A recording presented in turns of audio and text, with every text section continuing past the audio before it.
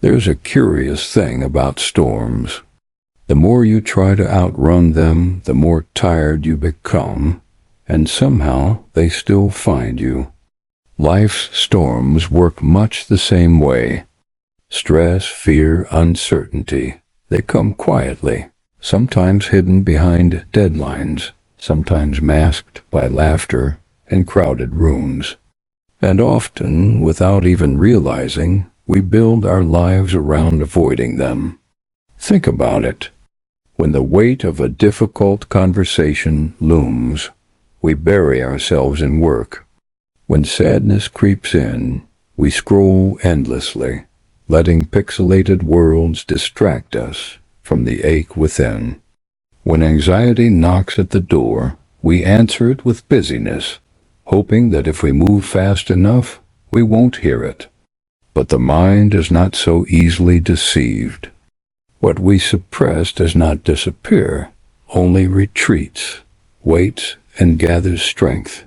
Like rainwater collecting behind a dam, our unspoken fears and unprocessed thoughts build pressure inside us. One day, even a small crack can cause a flood. There's an old tale from the Buddhist tradition. A man walking through the forest is chased by a ferocious tiger. He runs as fast as he can, heart pounding, until he stumbles upon the edge of a cliff. Grabbing hold of a vine, he lowers himself just out of the tiger's reach. But as he hangs there, he looks down and sees another tiger waiting below. Then, as if things couldn't get worse, two mice begin to gnaw at the vine he's clinging to. At that moment, he notices a wild strawberry growing from the cliffside. With one hand, he picks it, tastes it, and says, "How sweet it is." Now, this may sound like fantasy, but think deeper. The tiger above is our past, the things we're running from. The tiger below is the future, the uncertainty, the fears yet to come. The mice? Time, slowly cutting through the rope we cling to. And yet in the middle of all this, there's a strawberry, a single moment, a breath, a chance to notice beauty. So often we forget we're not meant to outrun life. We're meant to live it. Stress is not the enemy. Discomfort is not a mistake. They are messengers asking us to pay attention. The problem is not the pressure, it's our refusal to pause. In the rush to escape, we miss the lesson. Peace doesn't come from running.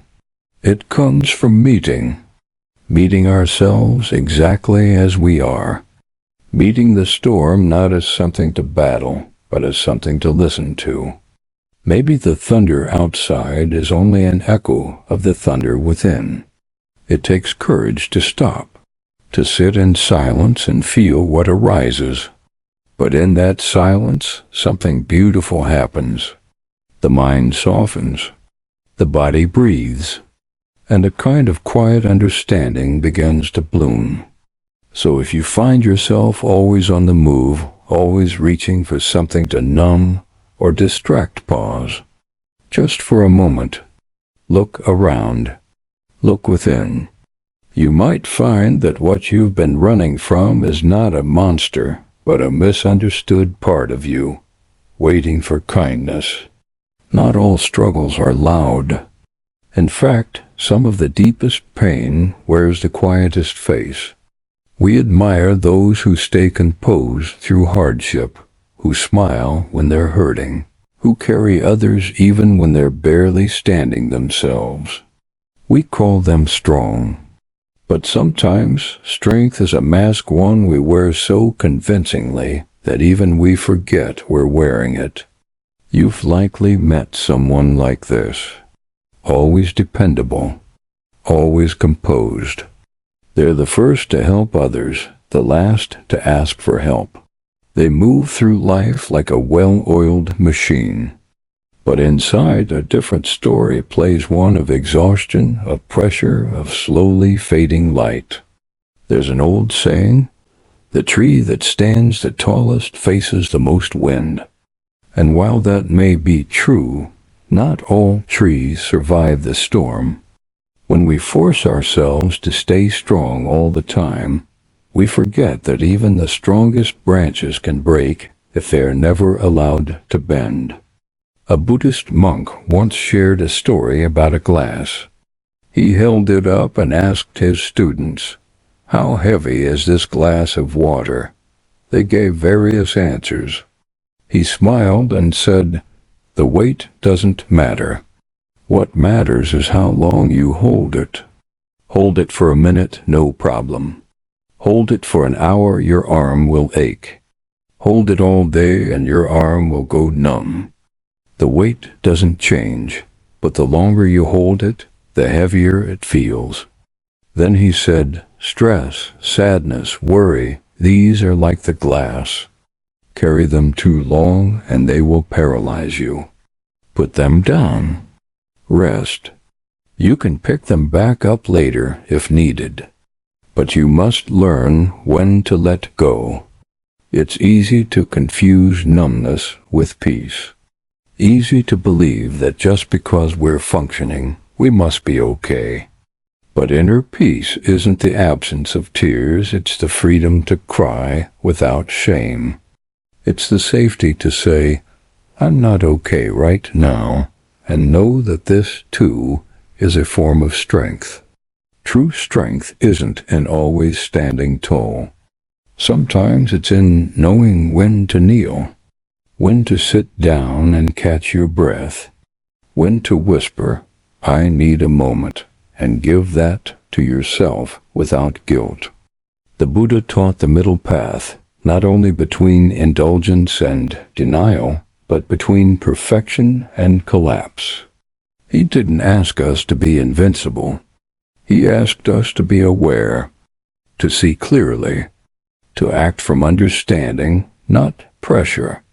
There's a gentle kind of bravery in admitting you're tired, in recognizing that your inner world matters, even if it's invisible to others, in offering compassion not just outwardly, but inwardly too. If your smile has become a shield, if your calm has become a cage, pause. Look at the part of you that's been trying so hard for so long. Sit with it. Listen to it. Let it be soft. You're not weak for feeling overwhelmed. You're not broken for needing rest. And you're certainly not alone. The mask of strength may impress the world, but it often isolates the soul. Take it off even just for a moment. Let yourself be seen, even if only by you. There is healing in that. There is peace in that. There is a kind of fear that doesn't roar. It whispers. It tightens the chest, blurs the mind, unsettles sleep. And our first instinct almost always is to run. Run from what hurts. Run from what scares. Run from what might unravel the delicate balance we've built. But what if the peace we're searching for isn't found in running, but in stopping? There's a Zen story that has been passed down for centuries. A young monk, during his solo journey through the mountains, encounters a tiger blocking the path. His heart races. Every muscle in his body screams, "Run." But he remembers the teachings of his master, who once said, "When fear arises, don't flee. Bow to it. Look it in the eye." And so, trembling, he does. The tiger stares back, unmoving. Minutes pass like hours. Then, slowly, the tiger steps aside. The monk walks on, not because the danger disappeared, but because he no longer resisted it. What we resist persists. Fear is not the enemy. It is a teacher in disguise. It shows us where we are still clinging, still doubting, still trying to control what cannot be controlled. And while running might offer temporary relief, It also builds a habit, a pattern that makes fear stronger each time we avoid it. The Buddha never promised a life without difficulty. What he offered was a way through it, a path not of escape, but of engagement, of seeing clearly, of sitting with discomfort without letting it define us. He taught the practice of vipassana insight meditation, not as a way to feel better, but as a way to see better, to observe thoughts, feelings, and sensations not as threats, but as passing clouds, to realize this too arises and this too will pass. In our modern world, we're taught to fix, to solve, to remove anything unpleasant as quickly as possible. But not everything needs fixing. Some things just need witnessing. Try this. The next time anxiety rises, instead of reaching for your phone or numbing out with busyness, pause. Feel it. Not the story about it, but the raw sensation. The tightness, the heat, the flutter. Let it be there. Let yourself breathe through it. You may find that the fear loses some of its edge, not because it's gone, but because you've stopped feeding it with resistance. There's a phrase from the Dhammapada. There is no fire like passion, no shark like hatred, no snare like delusion, no river like craving. And yet these are not enemies to be slain, they are truths to be understood. When we stop reacting, we start relating. When we stop running, we start seeing. It takes quiet bravery to face what lives inside. But in doing so, we reclaim something vital, the ability to respond instead of react. The choice to meet fear with awareness instead of avoidance. And in that awareness, we begin to discover something deeper than fear. We find clarity. We find stillness. We find ourselves. So when your own tiger appears, be it a painful memory, an uncertain future, or a rising tide of stress, try not to run. Stand even if your knees shake. Look, even if your vision blurs. Listen, even if your heart pounds. You may find that courage was never the absence of fear, but the willingness to meet it with open eyes and a steady breath. Pain doesn't ask permission. It arrives uninvited, in the middle of the night or in the middle of your life. A word spoken carelessly. A goodbye you didn't want. A door that closed too soon. And just like that, the ground shifts. We're taught to fear pain, to see it as a punishment, a failure, a flaw in the system of living. But those who've walked the deepest valleys will often tell you pain doesn't break you. It breaks you open. There's a story of a man whose son died unexpectedly. He was shattered. He went to the Buddha in desperation and begged for a way to bring the boy back. The Buddha, seeing the man's anguish, said gently, "Bring me a mustard seed from a house untouched by sorrow, and I will help you." The man traveled from home to home. At every door he asked, "Has sorrow never entered here?" And each time the answer was the same, a lost father, a sick child, a broken heart. After many days he returned to the Buddha without a seed, but with a new understanding. Suffering is not the exception. It is the thread that connects us all. In modern life, we often try to fix pain, cover it with noise, wrap it in productivity, medicate it with distractions. But pain is not a mistake to be corrected. It is a signal, a doorway, a mirror held up to what matters most. Sometimes pain is loss. Sometimes it's the ache of not being seen or the grief of letting go. But beneath it always is a hidden invitation to turn inward, to soften, to understand something we hadn't seen before. The Buddha spoke of dukkha, the first noble truth, often translated as suffering, but more precisely, it means the unease, the dislocation, a sense that something isn't quite right. And he didn't offer a quick solution. He offered a path, not around pain, but through it, through understanding, through presence, through compassion. Imagine a cup filled with ink. If you add a few drops of clean water, the darkness remains. But if you keep pouring water slowly, gently, the ink begins to fade. Pain is like that ink. It may always leave a tint, but with time and attention and kindness, it softens. It's not easy. Sometimes we break before we understand. But even in the breaking, there's truth. The Japanese have a practice called kintsugi, repairing broken pottery with gold. The cracks aren't hidden, they're honored. The vessel becomes more beautiful, not in spite of its damage, but because of it. What if we treated ourselves the same way? What if, instead of judging our pain, we bowed to it? Not in defeat, but in respect. In acknowledgement of what it's showing us about our limits, our values, our need for care. A broken heart reveals what we love. An anxious mind reveals where we need gentleness. A restless soul points to what we've ignored for too long. So if you're hurting, know this.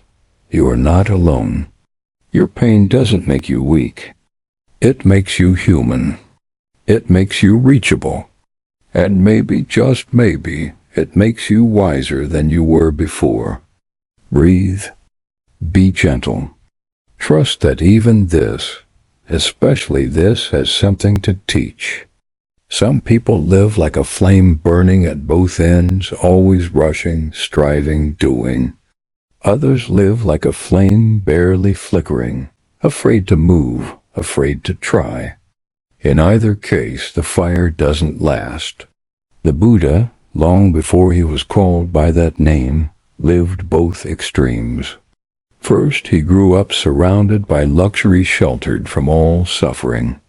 Then he renounced everything, choosing strict asceticism, starving himself in the forest for years. But neither brought peace.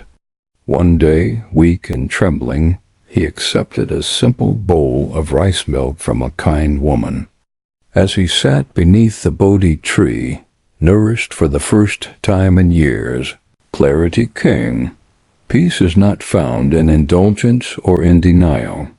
It is found in the middle, the space between excess and absence. This became the heart of his teaching, the middle way. A life not of extremes, but of mindful balance. In our world today, the extremes are everywhere. Overworking to prove our worth. Overindulging to escape discomfort. Swinging from burnout to collapse. We think if we just do more, we'll matter more. Or if we check out completely, we won't have to feel the chaos. But both paths exhaust the soul. Walking the middle way asks something different. It asks us to listen, to notice when we're out of rhythm, when the pendulum is swinging too far. It invites us to ask, is this action nourishing or numbing? Is this silence wise or avoidant? Is this effort rooted in purpose or pressure? Balance isn't static. It's like walking a tightrope, adjusting with every step. Some days balance means pushing yourself a little. Other days it means letting yourself rest without guilt. Think of a stringed instrument. If the strings are too tight, they snap. Too loose, they make no sound. But when tuned just right, they sing. We are like that. In relationships, too, the middle way guides us. Not clinging too tightly, not shutting down completely. Not giving endlessly, not withdrawing completely. It's the dance of connection with boundaries, of compassion with clarity. One simple practice to find this balance is asking yourself gently, what would kindness look like right now? Not what would look impressive, not what would avoid discomfort, but what would kindness, real, honest, grounded kindness, ask of me in this moment? Sometimes the answer will surprise you. The middle way isn't flashy. It won't always give you dramatic highs, but it offers something deeper, sustainability, a life you don't need to escape from, a rhythm that your body, mind, and heart can actually keep up with. And as we walk this path, day by day, we begin to experience something remarkable. We stop chasing peace like a destination far ahead. We begin to walk with it, beside us, one gentle step at a time. There's a habit the mind loves, wandering.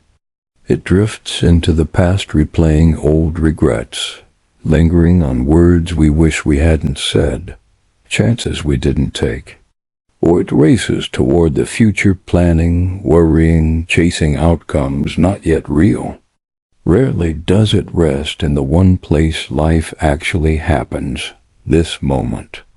And yet the present is all we ever truly have. Everything else is memory or imagination. This breath, this feeling, this now is the only reality we can touch. But we often miss it. Have you ever eaten a meal and barely tasted it, your thoughts somewhere else entirely? Or walked a familiar path and couldn't recall a single step afterward? That's the trance of distraction. It's not just about phones or technology. It's the deeper habit of not being here. The Buddha likened the mind to a monkey, constantly swinging from branch to branch, never settling. That restless movement creates unease, a subtle tension in the body and spirit. We keep waiting for a moment when things will calm down, when everything will be just right, but that moment doesn't arrive. Not because it's missing, but because we are. Mindfulness, the simple act of paying attention on purpose, is the doorway back to presence. It's not about forcing thoughts to stop. It's about noticing them without being carried away, watching them arise, change, dissolve, like clouds moving across a wide sky. When you bring awareness to the breath, not to control it, just to feel it, you ground yourself in now. Not 5 minutes ago, not next week, now. And in that anchoring, a space opens, a space where peace can live. There's a Zen proverb: you should sit in meditation for 20 minutes a day, unless you're too busy. Then you should sit for an hour, because presence isn't a luxury, it's a necessity. It doesn't slow life down. It allows you to meet life as it is, instead of as you fear or wish it to be. The present moment isn't always pleasant. Sometimes it's full of grief or confusion or stillness that feels unfamiliar. But it is true. And truth, even when uncomfortable, is where healing begins. A mother once asked the Buddha how to help her anxious son. He said, "Give him something to notice in each moment. The feel of his feet as he walks, the warmth of the sun, the breath moving in and out. His attention is running wild because he thinks the moment is empty. Show him it's full." We are all that child sometimes, searching for something more while overlooking the miracle already unfolding. Try this right now. Feel the breath in your nose. Notice the sensation in your hands. Listen not just to these words, but to the silence behind them. Let that silence be a teacher. When you feel lost or overwhelmed, you don't need a new plan. You need to come back to what's here, right here. The present doesn't promise comfort, but it offers clarity. And in clarity, we make wiser choices. We listen better. We love more deeply. We suffer less needlessly. As the saying goes, yesterday is history. Tomorrow is a mystery. Today is a gift. That's why it's called the present. So unwrap it. Slowly, mindfully, with reverence. Because no matter how fast life moves, peace is always available in the space between one breath and the next. There's a moment in everyone's life when holding on becomes heavier than letting go. It might be a relationship that's changed shape, a dream that no longer fits, or a version of yourself you've outgrown. And yet, we cling. Why? Because the unknown feels frightening. Because we confuse letting go with losing. Because we were never taught that release is not the end, but often the beginning. Buddhism speaks often of non-attachment, a principle often misunderstood. It doesn't mean we stop loving, caring, or dreaming. It means we stop grasping. We stop expecting permanence in a world where everything changes. Imagine holding a handful of sand. Grip it too tightly, and it slips through your fingers. Hold it gently, and it remains.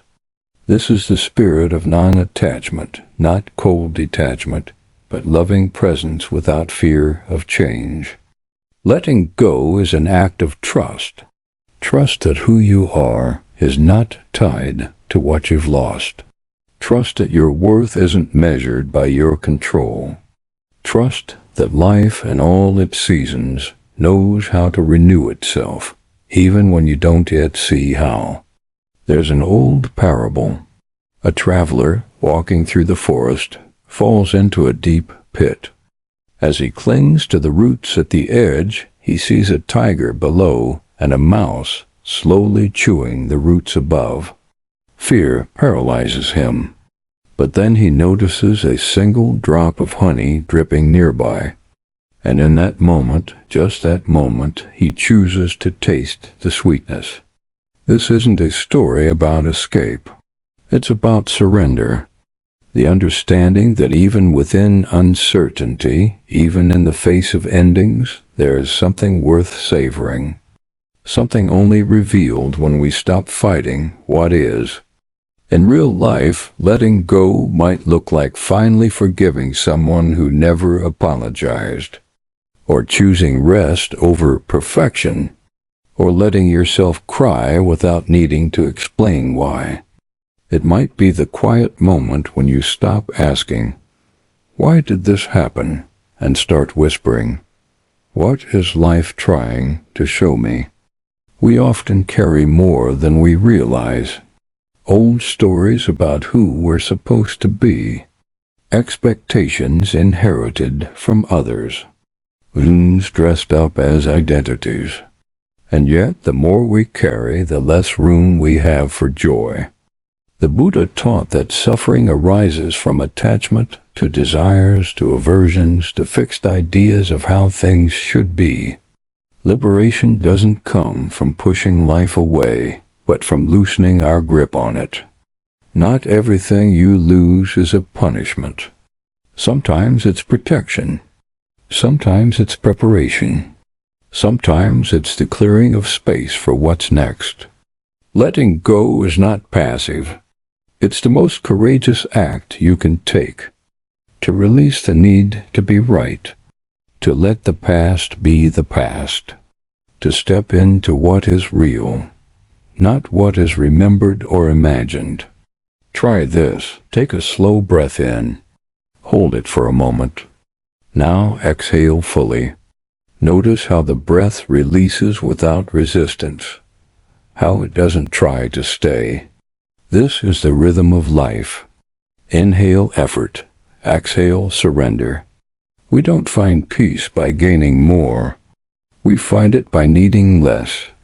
by unclenching the fists of the mind, by making space in the heart, and when we finally let go, not all at once, but piece by piece, we don't fall. We rise, not because we've conquered the pain, but because we've learned to live with an open hand, an open heart, and the quiet faith that nothing truly meant for us will ever require us to beg, to break, or to betray ourselves. Let go, not because you are giving up, but because you are finally ready to grow. As our story gently draws to a close, imagine yourself sitting quietly beneath a vast sky, the wind soft against your skin, and your breath steady and calm. You have traveled through the echoes of stress and the whispers of ancient wisdom. You have learned how to face what troubles you, not by fighting or fleeing, but by welcoming each moment with open hands and an open heart. The path toward inner peace is not marked by perfection or escape. It is paved with simple truths, balance, presence, and letting go. These truths are not distant or complicated. They are alive in you right now. In the face of life's challenges, remember this: you are not alone. Every human heart wrestles with fear, pain, and doubt. Yet within that struggle, there is a quiet light, a steady flame of resilience and hope. Buddhist teachings invite us to meet ourselves as we are, not as we wish to be. They ask us to be gentle with the parts of ourselves that ache, to treat pain as a teacher, not an enemy. As you breathe in, invite peace. As you breathe out, release tension. Each breath is an opportunity, a small miracle, reminding us that the present moment is enough. There is a saying from the Buddhist tradition: no mud, no lotus. This means beauty, growth, and enlightenment emerge not despite suffering, but because of it. Just as the lotus flower blooms from muddy water, your soul can shine through hardship. You are invited now to carry this understanding into your days ahead. When stress visits, greet it as an old friend with a new story. When fear arises, hold it softly and watch it transform. When doubt whispers, turn your gaze inward and remember your true nature whole, capable, and endlessly worthy. This journey is ongoing. There will be days of clarity and days of fog, but each step forward is a step closer to peace. Thank you for walking this path with me, one story, one truth, one moment at a time. May you find comfort in the stillness, courage in the struggle, and light in every breath.